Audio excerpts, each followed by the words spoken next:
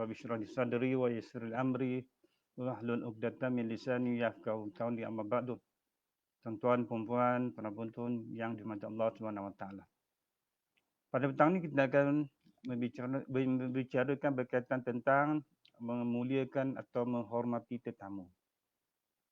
Ini hadis Nabi SAW yang diriwayatkan oleh Abu Hurairah radhiyallahu anhu.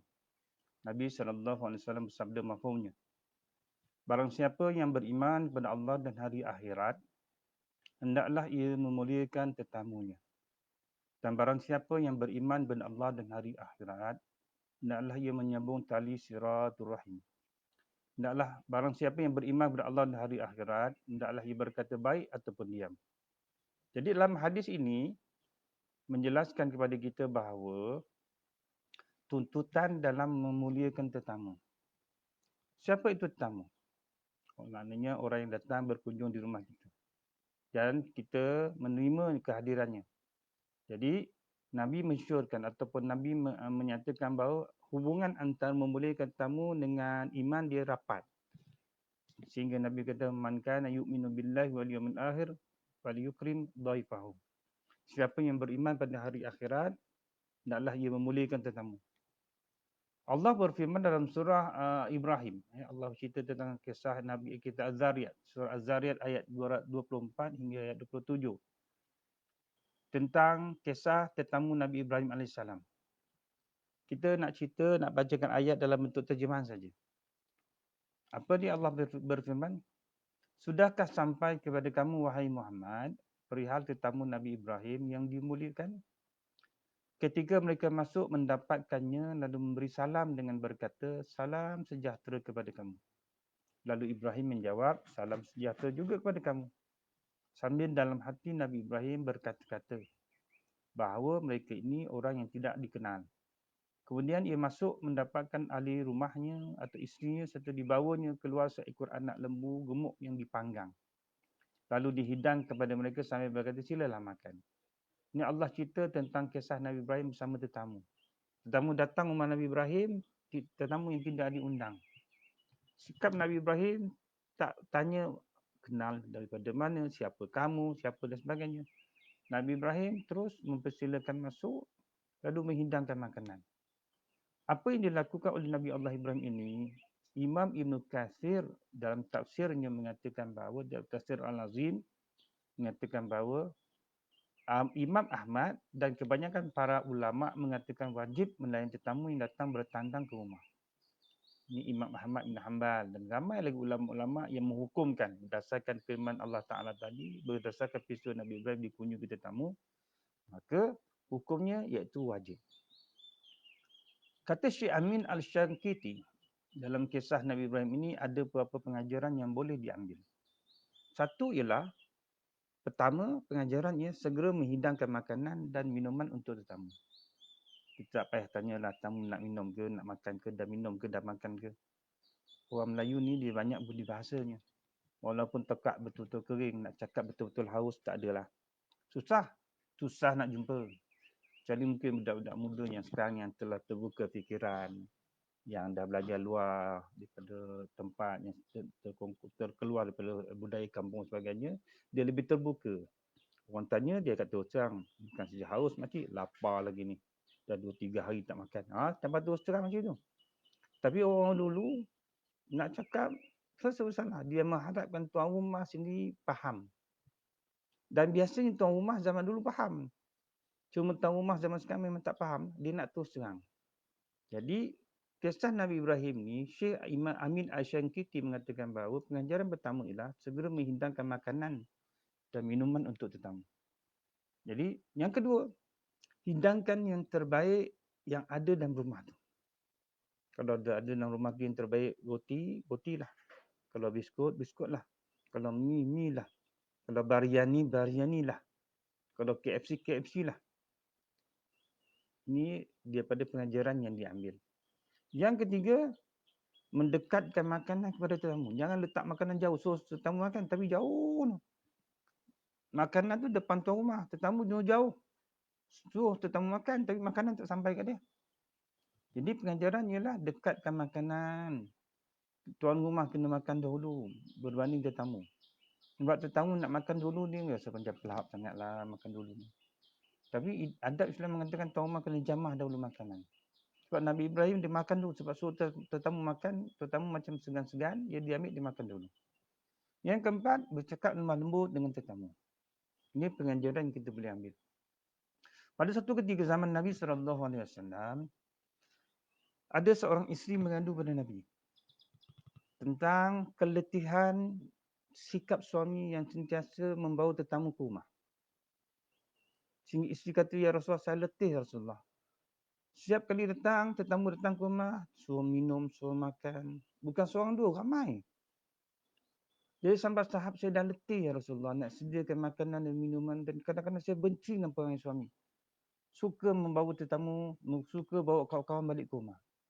Kalau boleh habis kat tengah jalan je lah. Jangan sampai ke rumah. Dia senang dia bercakap je. Saya yang hidangkan makanan, saya yang siapkan makanan, minuman. Dia cuma order je. Jadi Rasulullah, apa hukum ya Rasulullah? Bagaimana cara ya Rasulullah? Apa yang akan perlu saya lakukan ya Rasulullah? Rasul tak beri respon. Rasul tak jawab. Rasul diam. Tanpa ada jawapan. Sehingga wanita ni rasa macam dia fed up, dia balik. Tanpa sebarang jawapan. Tapi selang beberapa hari, Rasulullah sampaikan kepada suami wanita tersebut bahawa aku akan berkunjung di rumah kamu dengan beberapa orang sahabat. Dia suami beritahu kepada isteri dia, Rasulullah nak tahu kita ni. Sama sahabat-sahabat. Jadi sahabat Nabi yang terkandang ialah Abu Bakar, Umar, Uthman, Ali. Isteri suka sangat. Tetapi Rasulullah kata, pesan pada isteri kamu, ketika aku keluar dari rumah kamu, aku nak isteri kamu lihat apa yang berada di luar rumah. Dan dia kena lihat apa yang berada dalam rumah setelah aku dan sahabat-sahabatku masuk.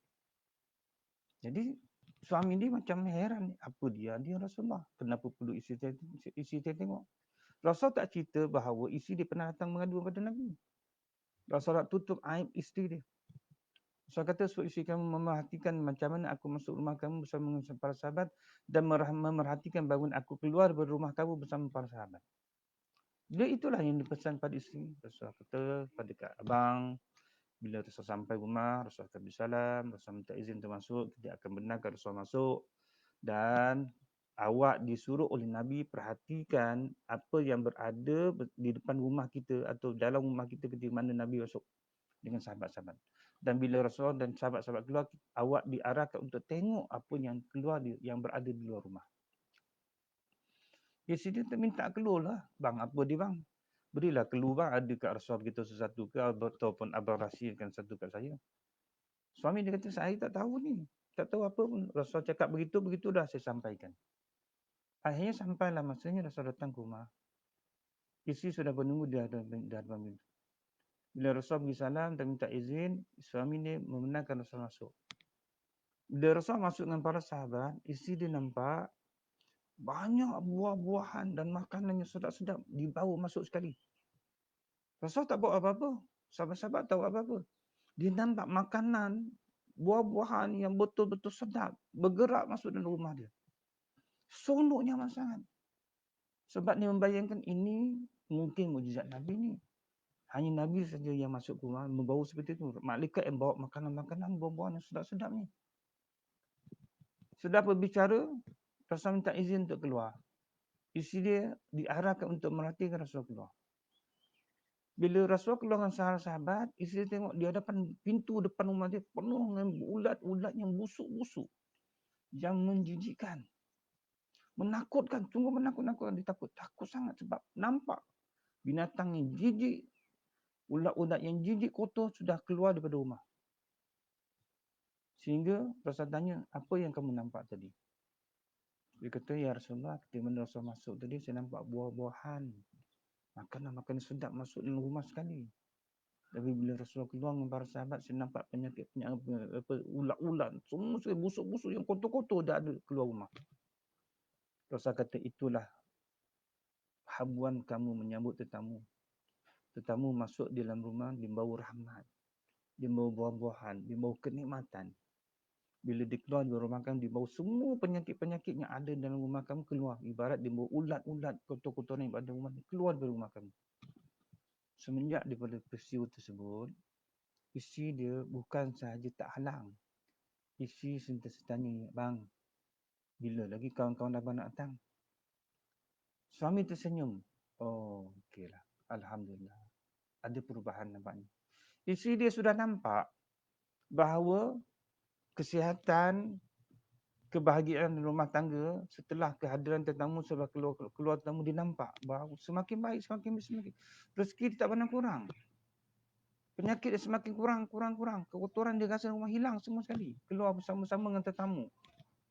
Barulah dia faham apa yang Rasulullah kata, man kana yu'minu billahi wal yawmil akhir fa yukrim dhaifah. Siapa yang beriman pada Allah dan hari akhirat, mulia tetamu. Jadi kesimpulannya, pada petang ni kita berkongsi sedikit, insya-Allah ada kesempatan kita akan ulang bicara tentang adab-adab, bagaimana cara-cara tetamu datang ke rumah orang dan bagaimana kita menyambut tetamu. Cukup sekadar tu dan kita ambil iktibar, muliakanlah tetamu, hormati tetamu, layanlah tetamu yang datang ke rumah. Sebab dia datang dengan benda-benda kebaikan, dia keluar dengan benda-benda keburukan yang kalau kita nak semua benda ni keluar sekali. Tapi bayangkan rumah yang tidak dikunjungi tetamu. Penyakit semakin banyak, bulat semakin banyak, kotoran semakin banyak. Siapa nak keluar? Mata kasar tak akan nampak. Kecuali wanita tadi yang diizinkan oleh Allah, yang dibenarkan oleh Allah untuk melihat, sebab Nabi nak Allah tunjukkan apa yang berlaku bila tetamu masuk ke rumah dan tetamu keluar dari rumah. Ya, sekadar tu. Wabillahi taufiq wal hidayah. Assalamualaikum warahmatullahi wabarakatuh.